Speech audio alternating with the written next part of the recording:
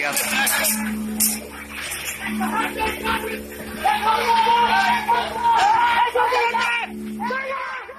হাটহাজারী উপজেলার মধ্যম বুড়িশ্বর ইউনিয়নের কুজ্জের বাড়ির ভয়াবহ অনলাইনের ঘটনা ঘটে। ফেব্রুয়ারির 19 তারিখ মঙ্গলবার ফজর 11:30 তারিখে মমতাজ বেগমের ঘরত এই ঘটনা ঘটে।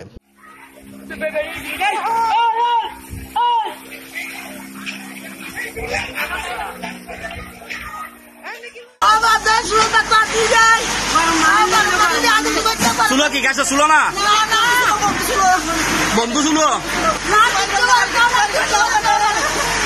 খবর পাইলে ফায়ার সার্ভিসের 2 ইউনিট 1.5 ঘন্টা চেষ্টা চালাইনে অনিয়ন্ত্রণ টানে। ধারণা করত দেয় রান্নাঘরের চুলতুন অনর সূত্রপাতই। এ ব্যাপারে মহড়া ফায়ার সার্ভিসের উপপরিদর্শক অতীশ চাকমা জানাই দি, আমরা যে ঘরের মধ্যে আগুন লাগছে সেই ঘরে পাকা ঘর 3 তলা ভবনের এত লাকড়ি যেটা মজুত করে রাখছেন, মানে আমি জানি না কি কারণে মজুত করে রাখছেন। আমরা আগুনের সূত্রপাতটা মোটামুটি নিশ্চিত হয়েছে। তারা ওই রান্না করার সময় চুলার আগুনটা তারা নিভায় নেয়।